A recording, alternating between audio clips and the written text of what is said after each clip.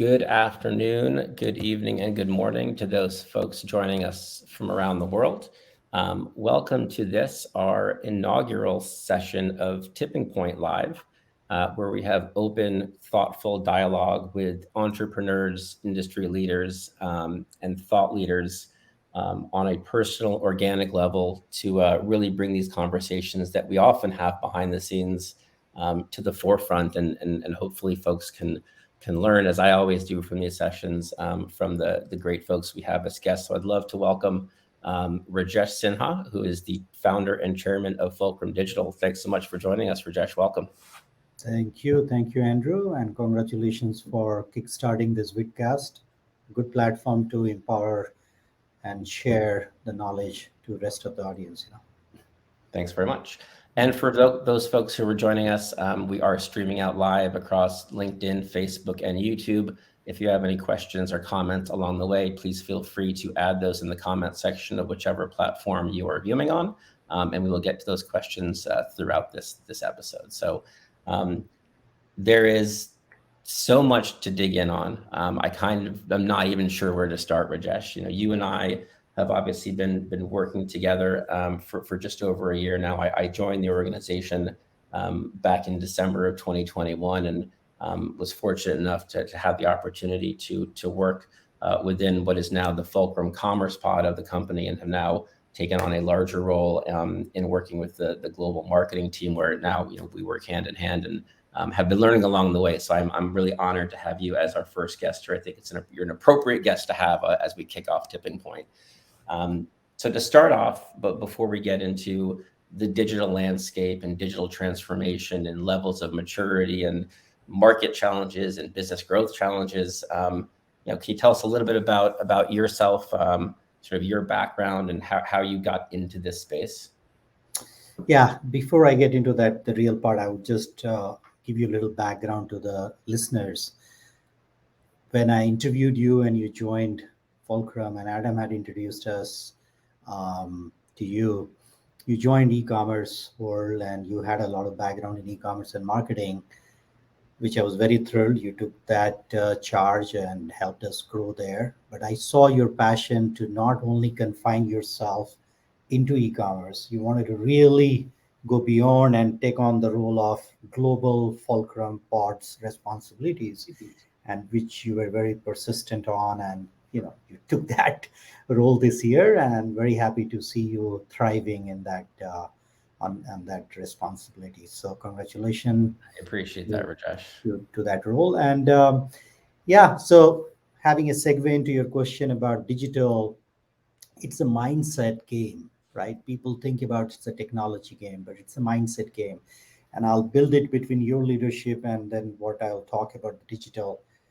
The way you wanted to have exponential growth in your career and life, and you had a mindset to get the new role and responsibility in Fulcrum, the same thing happens in digital transformation, right? The companies must have desire to grow exponentially, and that's when the digital platform and digital maturity model starts to come and shape in, so that companies like us or other players can enable companies to mature their digital journey from, I call it, level 1 to level 5. So as they keep climbing on the multiple levels, they start to explore, exploit, and disrupt the market, right? So that's the phenomena we all are living in, and it's amazing time. It's time to grow faster. So I recall at some point last year we sat down for dinner. You brought a few of us to what I believe is your favorite Indian restaurant in New York City. I will not disclose the name because we don't want to play favorites here. And really introduced me to a lot of new foods, which I then have now with my wife delved in on deeply on Indian food. But you were sort of going around the table asking the folks there a question that I didn't expect. Usually when you're sitting down and talking business and growth within an organization, you get questions like, where do you want to be in 5 years? What do you want your growth trajectory to be? What do you want your next role to be? But you didn't talk about that. You talked about, I believe your question was explicitly, what drives you? And I think some folks started to answer with, well, I want to make sure professional growth. He said, no, no, no, no. What drives you individually? What drives you as a human? What are your passions? So I think I'd like to turn that around and ask it to you. And I imagine it's part of the reason why you founded Fulcrum Digital 23, 24 years ago, back in 1999. But what drives you? And what keeps you going 24 years later, running the same company and seeing the exponential growth of both employee size and client size, and So, what drives me is when I see change happening and growth happening to the customers for whom we work, right? They hire us for creating a meaningful outcome. And when we bring the right team together, when we were small, it was a small team. Now we are growing and we have a larger team and global team. So when we put together the right team, the right product, and start delivering the value to our customers, and they say, oh, I didn't even realize that this is what we are getting in. So there are many unknowns and many more opportunities for us than what we thought of. And you guys showed us that path, right? That gives me a kick till today, right? So work with your customers, go beyond in delivering model. Don't be an order taker, be a value creator. yeah. And for that, you need to have an ability to ask the right questions and then follow up questions, right? And based on that, you can identify the problem more clearly and what even customers have not thought about it, right? And that's when you structure your solutions, which delivers their immediate needs and solves the future problems. And that's when you will start building a long-term relationship with the customers. And that's what I enjoy the most. I other day I was talking in some forum internally, and I said, guys, if you would have talked to me when I started Fulcrum, I had the same energy. That's all the set I have. I still have same excitement and energy today at the age of 52. So that's all my strength is. I don't go down. I always like to keep climbing up the ladder, personally, professionally. I like growth mindset, and that all comes in by everyone growing together in the company. And the only way everyone can grow together is answering that question, which I would have asked you, at that restaurant, is what is that inside you which is driving you every day? Do you know? Have you discovered that bug? Everybody has that bug, and many times we don't discover that, or many times because of some circumstances we sidetrack it or get diverted. And my job is to keep on finding that real you. Who is you? What's your purpose? What motivates you? And just give fire to that, and then align with the common vision, our vision and your vision. Once we align that, the magic happens. And I can certainly attest to your high level of energy, irrespective of time of day or geographic location. And I admire the stamina that you've got, being able to travel as much as you do and keep going. I want to get into a little bit about what you were just talking about, which is sort of, I believe you're sort of getting at, you can't be an order taker, right? As a partner to a merchant, to a brand, to a client. And that's sort of, if you talk about design and development, that's become table stakes across the industry. Folks are not looking for design dev shops anymore like they were in 1999. They're looking for strategic partners in growth. But before we get into that, I maybe you are the person best positioned to tell a little bit more about Fulcrum, what Fulcrum Digital is, where Fulcrum Digital plays across what verticals. And I know obviously I know because I'm within the organization and marketing, but whether it's food service, whether it's higher education, can you give us sort of a high level overview of what Fulcrum's core value prop is, as it were, and where the organization plays in the market, both geographically and across industries? Of course. So if anyone wants to know what Fulcrum offers in the market, it has two parts. The one part is SaaS business, where we license our software, which goes under the brand Culinary Digital, which is a separate company, separate identity, and it offers food SaaS software to schools, hospitals, assisted living, higher education, airlines, wherever the millions of plates are getting distributed, they need end-to-end software from farm to table, and that's a SaaS software. The second part and the main part of our business is digital engineering, digital transformation, digital platform services. That's an IT services where we are organized internally in primarily four parts.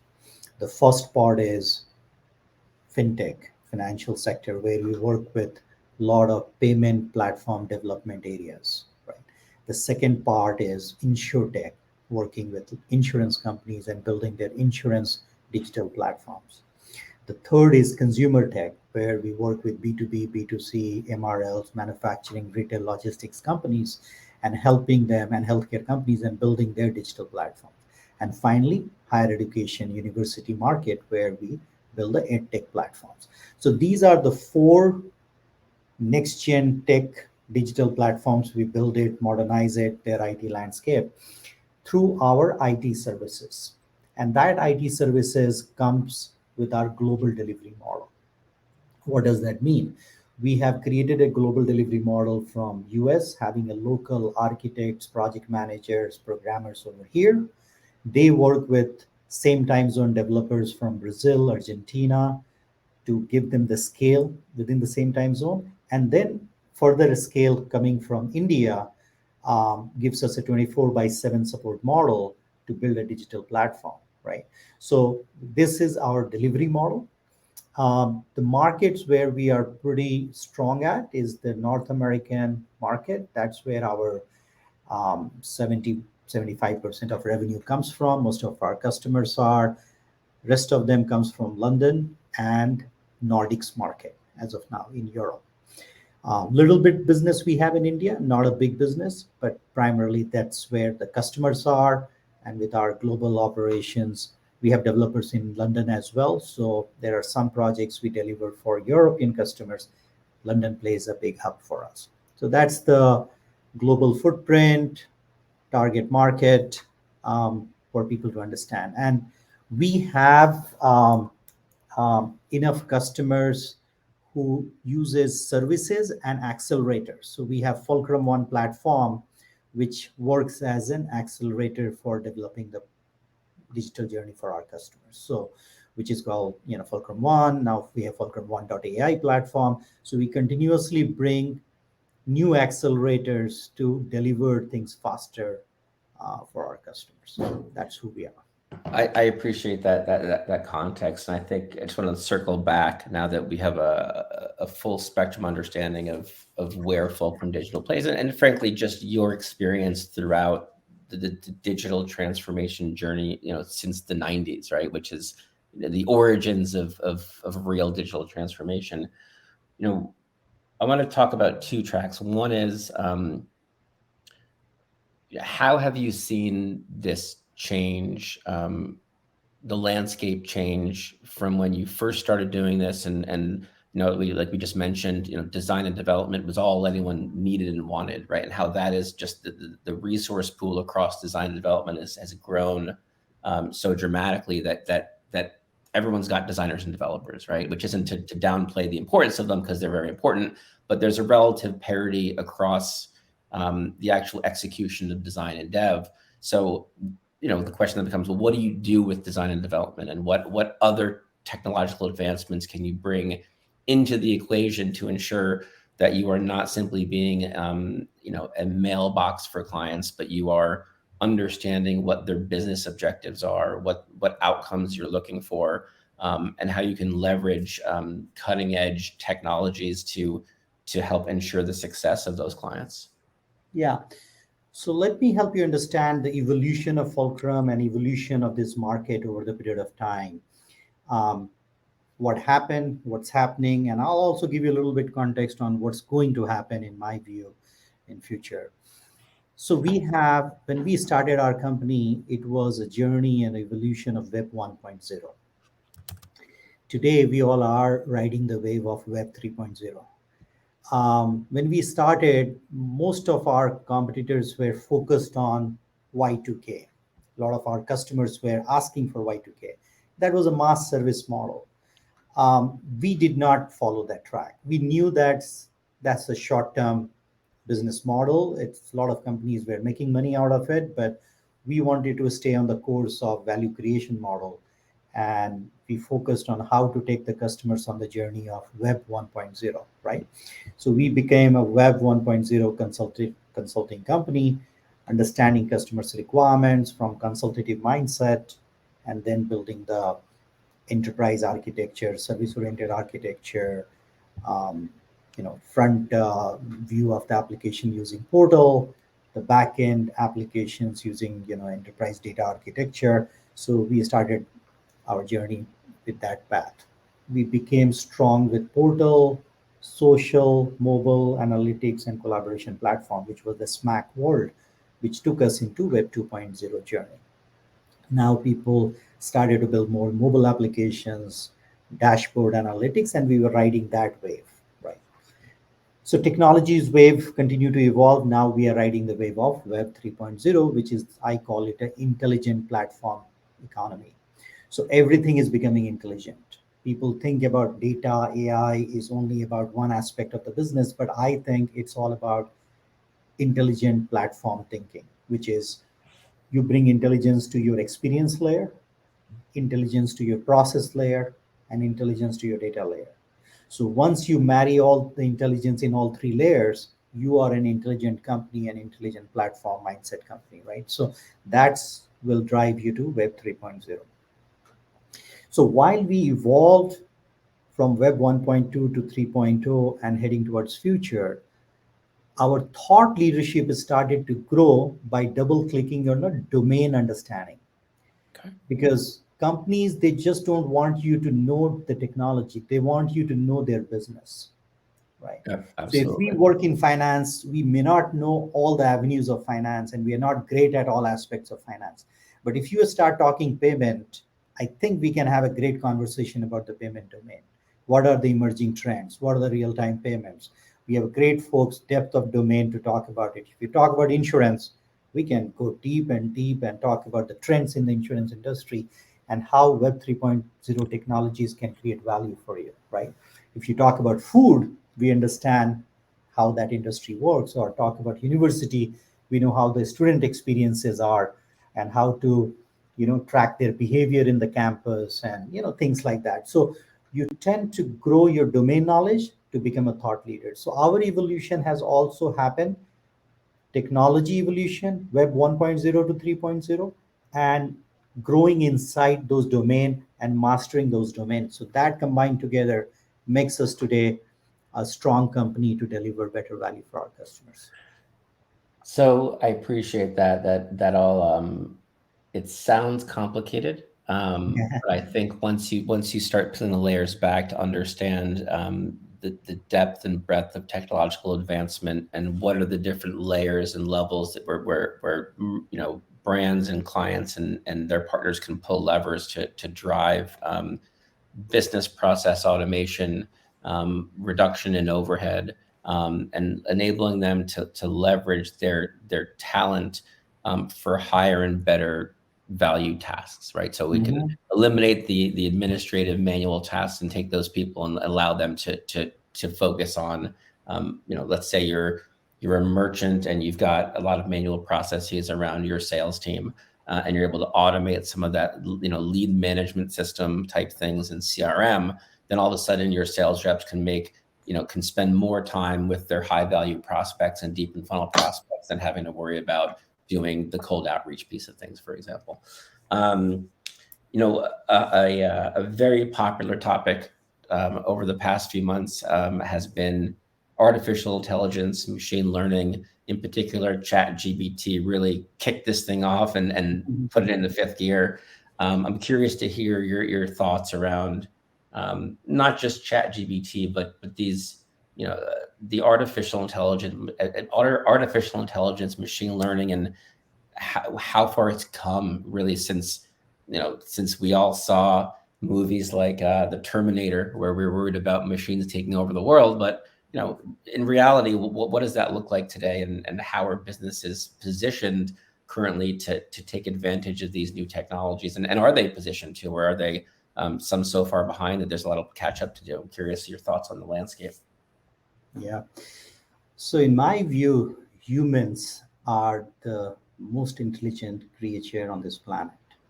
And we create more intelligence. And that's where this AI comes in. And in my view, we'll always stay above the AI technologies because if we know how to leverage and use it, we stay intelligent above machine. And that's what's going to happen. So, we human beings do not use our human potential to fullest capabilities, right? I think most of us in some myth or reality is less than 5% we use our brains, right? But this world and the technology requires more power from human, but human cannot bring that power. Then they augment with machine and AI technologies to tap in those potential of their business, and this wave will continue, right? Because inside the business and outside the business there are structured data and unstructured data. Okay. There are potential for all of us to make money.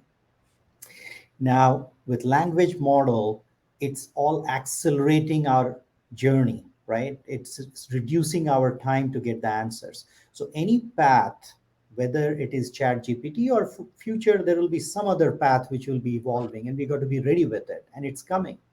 And what is that path? What will reduce the time to access and get the information? That is intelligence, right? Today chat gpt algorithm is helping us, tomorrow some other algorithm will help us, right? So it's all about exploit all the technologies which are around us, but do you have a right platform mindset and a thinking to leverage how chat gpt will come and leverage the value for your customers, for your employees, right? And is it in a structured manner or is it in a haphazard manner, right? So if you keep your platform thinking inside your company and you start leveraging the power of ChatGPT, leveraging the power of your existing structured AI, unstructured AI, on which you make money, right? With information language processing model, you can learn and reduce number of staff and increase your productivity. With combining that with your structured business model, you can further create value for your customers and you can create more value and more money opportunities for your customers, right? So that's where the AI world is going on. This all data has two components: physical component and logical component. Physical component is all governed by data protection laws and security and reliability and reliable AI. The logical component is where we need to all focus on. How do we create an habitat of those logical meaning out of every data set and start creating more values? And that's when you will start finding many more tools in the market which helps you create more revenue opportunities. That I think that's thoughtful and helpful. And I'm curious, I've heard concerns, objections, risks on the business side around AI and machine learning. The primary being, well, what will it cost to get there, right? What is how far away am I from, let's say, centralizing my data from my decentralized sources, and what kind of investment do I need to make, and how long will it be before there's return on that investment, right? We all acknowledge that the work to get there and leverage this technology may be significant. What would you say, to those folks who have concerns about investing here because it is so new? And is it a competitive advantage to be an early mover here? Or, what are your thoughts around that?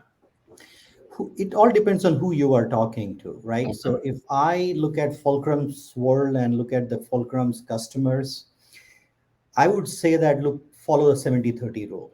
Okay. 70% focus on organized AI business model. 30% you do exploratory AI business model, right? There is a value in exploration, bringing a new algorithm into your business, but there is a threats and risk attached with it. However, that 70% investment which you do in your traditional data maturity, data cleansing, so focus on the real data work, data science work, bring Python guys, use better algorithm to create more meaningful outcome for your customers, track customers' behavior, look at the market opportunity where you are missing out on the opportunity. Those are the real 70% business opportunities. So there are technology tools are in place. Continue to double down on that and build your business model. Have a data mindset to mature over the period of 3 to 5 years. It's not a short term journey. Any investment you make must have aggregate outcome. Once you invest tomorrow, you have further outcome drawn out of it, right? And you can draw the link between today's investment and tomorrow's investment. So you will then have an exponential growth model coming out of your data investment. That is your 70% model. 30% model is a lot of new initiatives coming every day, right? With language processing, with predictive modeling, with human and machine intelligence. So continuously explore this new wave and filter them out. There are many things you got to stop it, try it, and stop it. You know, Okay. and then there are few things you got to pick from there which makes sense to your employees and people, and try it out a little longer, right? And there also you try it out, and it doesn't make sense, kill it. There will be some out of 10, one will give you better value. Accept it. But you don't have to get married to every new initiatives in the AI world is coming. You got to start, you know, enjoying and exploring it. You have a limited time and resources. You can't just keep playing around with the new gigs all day. And I think that's an important point to emphasize. And I don't know if you're an ice hockey fan or not, but I'm sure you've heard the quote that I believe is attributed to Wayne Gretzky, which is you miss 100% of the shots you don't take, right? Of course, And yeah. coming from a marketing, actually, I come from a retail background, with was with the Home Depot for about 9 years. And it's interesting as I transitioned into the digital space, when you look at an investment in brick and mortar retail, for example, and you are looking at geography, you're looking at land, you're looking at leases, you're building a multi-million-dollar facility of 100,000 feet to warehouse your product. Yes, you've got some data to work off of, but you build that building or you rent that building out, you've got this building. The beauty of digital is the overhead is significantly less, right, than the investment and the long-term risk of building a big warehouse. You can tweak it much more easily as you go because it is ostensibly zeros and ones and development of that code base, which sort of sits in the background. So, the whole marketing piece of this, as I think through, if marketing is repetition and timing, but also testing and seeing what works and adjusting your strategy along the way, dip your toe in, right? Just try using some level of artificial intelligence, machine learning, whether it's a third-party platform, whether you develop it yourself and pipe your own data in, and test it in small areas of your business, right? See what the ROI is there. And then once you establish that there's value there, then you can grow that footprint, out across whatever your offering is. I'd like to dig in a little bit, and that was helpful. And I think I'll probably circle back to this as we go stream of consciousness here. Yeah, and just to add on your Yeah, line of please. thinking process is the iterative process, right? This kind of big animal AI cannot be done in one day, right? Yeah. Cannot be done in 3 months. It's a journey. So people need to all understand that take baby steps, start climbing step by step. You will be far ahead in the AI curve, right? First is adopt, accelerate. First be aware about it, then adopt it, and then accelerate it, right? So it's a journey. Get into the first phase, learn about it, take baby steps, then start. If you like few things, then jump onto it. And agile mindset, keep agility in your thinking process.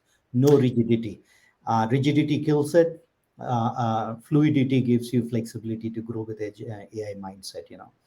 So I want to take a quick pause just to reset for anyone who may have joined us late. I am Andrew Podkowitz. I'm here hosting Rajesh Sinha, the founder and chairman of Fulcrum Digital. This is The Tipping Point, a live broadcast where we talk with entrepreneurs, industry leaders, and thought leaders about their journeys and the journeys of their ecosystem, and talk about landscape and business challenges, and talk about how folks like Fulcrum, like Rajesh, have worked to overcome some of those challenges.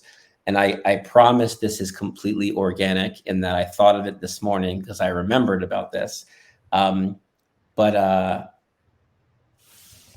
have a book right here on my Mhm. desk. I think you recognize this book. Yes. This is the digital operating model by Rajesh Sinha. And you had touched on, congrats for the publication of this book fairly recently. You had touched early on in this conversation about levels of maturity. Mhm. And I know that there's a lot of what this book is about is what those levels of maturity are.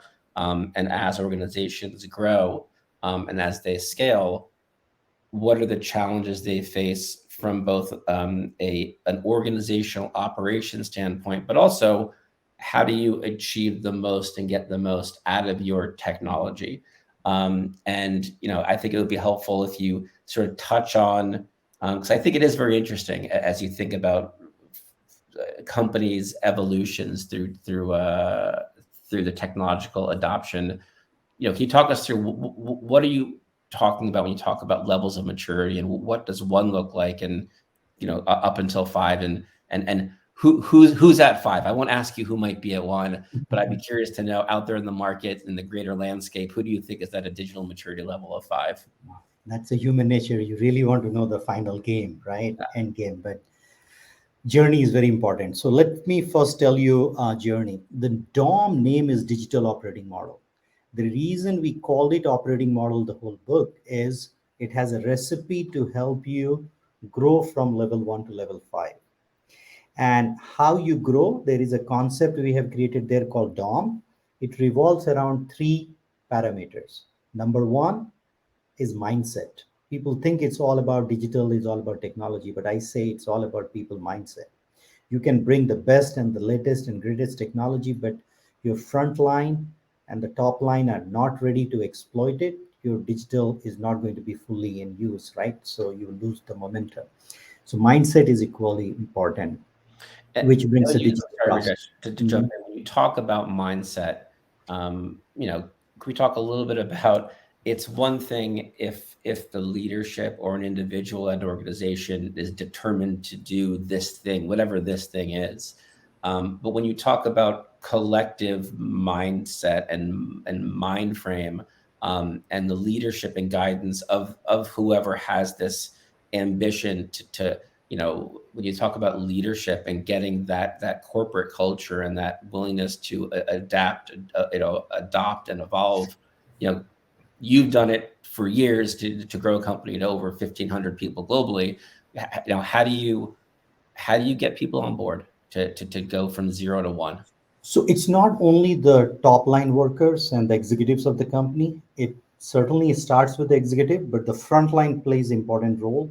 Okay. The in-house and the back-end team plays important role. So everyone must accept the change management. Everyone understand what got them here won't take them there, right? So there is a change, there is a value they have to create inside the company. Then only there will be bigger change, bigger value creation for the company, and exponential growth for the company. So that exponential growth mindset brings the change management inside the company with everyone, and it's a cultural aspect. The mindset is a cultural aspect. It has to be injected, which just flourishes within the company with observing each other, which is a growth mindset, exponential growth mindset. And that is very key for seeing some outcome in liquid mindset company, I call it, right? Rigid mindset is, this is how I have seen 5 steps done in this company, and I will follow these 5 steps. In this digital world now, the 5 steps has become 2 steps. Now you can approve some customers to be onboarded with 2 steps, 3 steps. Those 5 steps are no more required. Those 10 steps are no more required. So that change of the process and accepting that is a digital mindset process change. There's no technology required. It's ability to understand that it was done in the past, no longer required. New way of doing is my way of doing it. I would love to do it and then get it done. That is what the mindset is all about, right? And there they don't feel like they're getting irrelevant. they're actually getting more relevant. So having that security on the job and inculcating that culture is a very powerful element to bring the change or creating the value before even you invest into a technology, right? And coming back to my second Yes. parameter of the book, right? So one is the mindset, and the second one is a platform mindset in a dom, Okay. right? So once you got the process mindset and people mindset, then you focus on a digital platform mindset. And what does that mean?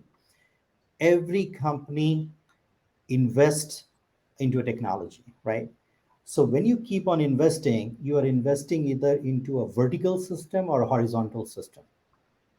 Vertical systems are either you are creating a system for your customers or you are creating a systems for your employees, and you Right. continuously invest in data, AI tools, building a cloud technology, building a mobile augmented reality, a lot of new technologies you are investing in. But if you have a roadmap to invest in a right order, you will have exponential outcome coming out of the digital platform mindset. So having a platform mindset is equally important, right? That's the second parameter. The third one is innovative mindset, innovation. What's new today is going to be obsolete tomorrow. So you have to continuously be on the journey, not only on AI, right? AI plus a lot of new tools which are coming on the experience side, right? With Apple launching Vision Pro, there will be new technologies coming in, how you consume the data through new devices. There is a lot of experiments happening there too. On a cloud is maturing to the next level. So what are the innovations happening on the cloud? So having all three layers getting innovated at a data layer, at a process, which I call it a cloud layer, and experience layer. So continuously innovate those areas and bring new ideas into your business platform. That all three, when it starts working in a motion together, people mindset, digital platform thinking, and innovation. Once these three starts working in a motion, we call it a DOM in motion. And that's what the book is all about. And that DOM in motion helps you move from level 1 to level 5. And which are the companies on level 5? They are the largest payment provider. One of our largest customer, when I looked at them and challenged them to really see, do they really practice this culture of level 1 to level 5, and they were proven right in all steps. So we have categorized them as the level 5 company, and they're mentioned in my book. I just want to name it. I want readers to read it. Well, Discover the name. I think, as we head into the home stretch, I'm going to shift gears a little bit. In reading the book, you collaborated with a lot of colleagues that you've worked with inside and outside of Fulcrum over your I won't date you, so your long career, let's say. So it's really interesting to get those different perspectives and have those other industry and thought leaders as part of that book. So for anyone interested, it is called Digital Operating Model, DOM. I don't want to feel like a late night talk show host to plug it, but you can actually get it on Amazon, which is where I got it. Do not think that we are mandated to read it, because we're not, but I wanted to, so I went ahead and bought it.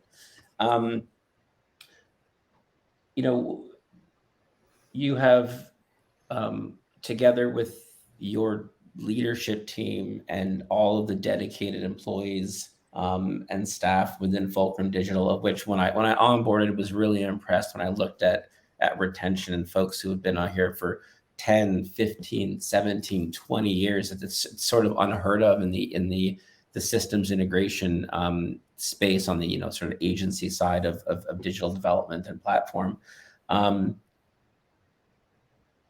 Along the way, there must have been some stumbles, some missteps, some, as we talked about, dipping your toe and taking a step down one path and realizing this is not correct. I'm curious if, and I put you on the spot, where areas over the 24, 25 years of Fulcrum, or even before then, where some of the biggest challenges and personal, professional, missteps, or dare I say failures you've learned from, and can you share with us those experiences, or at least a few of them? Well, this podcast time will be too less, and even if you ask me to write a book about all my failures, it will be series of volume of books of than that. So there are so many mistakes I've made, and I keep making many mistakes. So and learn from them. So maybe nowadays I don't repeat those mistakes many times, but maybe in the early days I repeated many mistakes. So that was stupidity. But now I don't repeat those. But I do make new mistakes every day. Um, the big ones I'll tell you is every individual has their own potential, Mhm. style of working, getting things done. Other people have different style. How do you get the job done with a different style, accepting and understanding with a different style, to me is a recipe of building a company. Okay. Otherwise, I expect that if I was in their shoes, I would have done it like this way, but I am not there. That Right. is, this guy is not me. I am me, he is he. So how do you um, keep your expectation accordingly and then enable that person to achieve that goal the way you'd have achieved it is the best coaching method. And maybe I was not a great coach in the beginning. That's where I made a lot of mistakes. Today, maybe I'm a little bit with a lot of mistakes I've made. I've tried to become a better coach.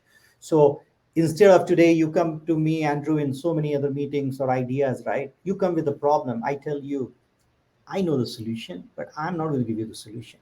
Because if I keep giving you the solution, you are not growing in the company. I'm growing. And if one person grows, company never grows. So if I keep challenging you to help you achieve that path of a solution through your skills, I think that's where the real power of growth comes in. And then employees tend to stay with the company longer because they are getting challenged every day. They are pushed to do better things themselves rather than I give them the solution and they run with it. That's one thing. The second thing I'll tell you is every individual, they do five great things, maybe two bad things, right? But many times we focus on two bad things and start highlighting those areas. I have learned to realize that actually just ignore those negative things. Focus on those three great things that guy has done. Cherish that, enjoy it. Let's focus on other people who are doing other three great things, merge it, focus on three other great things, and these two bad things which are happening slowly disappears from your company's culture because that's what you're going to live with. Nobody's perfect. And those are my learnings, man. There could be many more things I can share with Well, you. it's Let's be interesting. very quick. For those folks who hopefully become loyal watchers and listeners of our vidcast and podcast, I will tend to reference my mother a lot as a professional woman in the 60s, 70s, 80s, and 90s. She had a lot of professional lessons for me in our house, let's say. Our house was run in some ways like a business, but she had a lot of sayings and things that she would reinforce. And one of those was, it's okay to make a mistake. Just don't make the same mistake twice. And I think that's sort of speaking to your first lesson you talked about in earlier in your career. Um, and I think, you know, when you talk about managing people, it is tough sometimes, right? It is tough when or you think you have the right way to do it, quote unquote. And there's a way that you would do it. And we are all opinionated. We all think, we always think we're right until we're proven wrong. Um, and it's hard to let go. It's hard to say, I wouldn't do it that way. And I think you should do it this way, but I'm gonna let you figure out because you know what? Sometimes they figure out a better way to do it. Right. And you go, you know what? I didn't even think of that because I am set in my ways and this is how I do things that I just learned something from someone who works, who reports to me and I figure out a better way to do it. So as you said, there's both internal and external learnings there and let people grow through experience, right? People need to stumble a bit. I think this is lead folks to deep water, but have a life raft by their side to make sure that they don't drown. I think Yeah, that's absolutely. And just to further clarify, yeah, think about please. it as a soccer field, right? Yeah, So running a business is like a soccer field, and leadership is all about that, right? So if you have become leader, you are actually not in the soccer field. You are outside the field observing your teams to play. Yeah. So you are a coach. You are not supposed to go and play with them, right? You are observing them how they are playing. And if somebody is not playing well, you actually call them out and say, hey, listen, there are blind spots for you. And this is where it is. And this is where your strength is. Stay there and play your best A game, right? And you inspire and motivate them and send them back on the field. That's what I have come to realize that real leadership is all about, right? You observe, you ask right questions, don't give answers all the time. Sometimes you have to change your game because you are the leader. You might have to give them the answer. If they're stuck, you need to bring your overall experience and tell them, okay, what do you think about this? But 80-90%, let them discover the answer for you. Yeah. And that's all the soccer field analogy. I thought of sharing that with you. I appreciate all that. I appreciate the chat. I always enjoy our chats. We're going to head into the final section, which is um, when we talk about being a leader and leading a company and being able to adapt and adjust on the fly. I'm going to throw a little curveball at you, which is a lightning round of questions. I've got 3 questions. One is, what is your favorite food? As we get on a personal level, what is your favorite deserted island, one meal you'd have to have every day for eternity? What would that food be? So I'm a foodie guy. So I'll tell you two food items, not one. One is lentil and rice is Okay. my soul food. So if I travel all over and come back home, I have a craving for yellow lentil and white rice and with some fried okra. That's my soul food. And if I'm with friends and family and I'm in a good mood, I would like to have goat meat. That's my favorite meal. Okay. Second, what is your favorite place to travel to? Or what is your favorite city or place you've been to? Um, And you can go with top 3 because I struggle with top, but I'll give you a three bullets as it were in this one. yeah, so I'll tell you, there is certainly Barcelona, small, city Malaga in Spain. Okay. Um, yeah, I've traveled all over, but and by the way, Finland, yeah, Helsinki. So Okay. Interesting. I love the food, culture, people. I would always love to go back there. I certainly share your Barcelona. That's one of my top 3, irrespective of what day it is. It always makes it to my top 3. And my last is, can you name a couple companies, 1, 2, 3, that you currently admire out there in the market? You think are doing a good job from the entire customer experience, that they're doing a good job out there in marketing, they're doing a good job out there in selling, and the product is good and the customer service is good.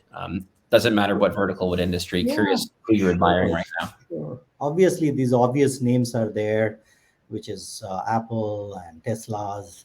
I like Tesla's, the way they market it. I've been using it for last 8-9 years now. The way you buying experience is amazing. Go online or go to the store. It's the same price. You pick it up without any hassle. So that's a game changing, experience of driving the car.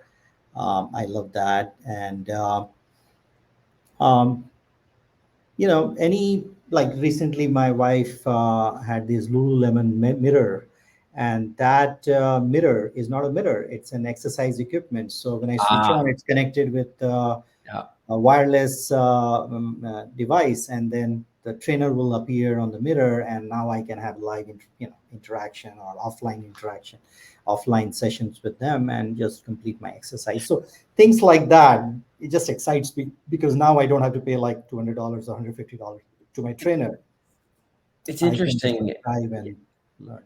Sorry. So thank you for sharing those personal items. It's always nice to get to know people on a deeper personal level. One last thing. I keep saying one more thing, but this because you touched on it with your with the mirror. That's a workout, interactive workout device. There was maybe an 18-month, almost 2-year period where Internet of Things was that's all people talked about. I feel like it was just at the cusp of the beginning of COVID, which then dominated the news for 2+ years. Um, but you talk about it's something that was cutting edge, bleeding edge technology. that now, and I don't even realize it in my house, we have a Samsung TV and Samsung fridge and Samsung washer dryer. They're all interconnected. I mean, it is, having a smart, many new homes that are getting built are smart homes, right? And that was the rate at which technology is evolving, advancing is breakneck.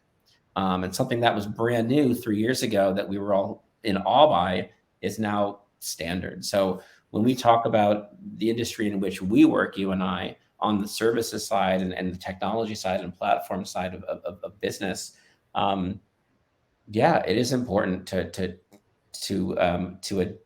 what are the three words you used? Adopt, evolve. Yeah, be aware, Yeah, aware, adopt, and accelerate. it's all right. You So can say assess, whether you aware, assess. So you assess a lot of things around you. So once you have assessed it, then adopt it, and then accelerate with it. I'll tell you, there are many technology comes around us. Sometimes you will adopt it, but it goes silent. yeah, It goes quiet. Then all of a sudden there is a wave which comes in to accelerate faster. And sometimes you adopt it and you're ready to accelerate it, right? So those phenomena also happens, and it will happen in future as well. You'll try some things and it will go quiet, yeah, because people think market is not ready for that technology or adoption is not that much, but it will come in future. yeah. Rajesh, really appreciate you joining. This was, I think, a fun, great kickoff for Tipping Point. We will be back every Thursday afternoon, 4 p.m. East Coast time, 1 p.m. Pacific time, to chat with various folks across the industry, across the globe. We hope you will join us. And thank you so much, Rajesh, and we will chat soon. Thank you for having me as your first guest, and I wish you all the success in making this podcast a great success for you and the company. Thank you, Thank you Rajesh. very much. Take care.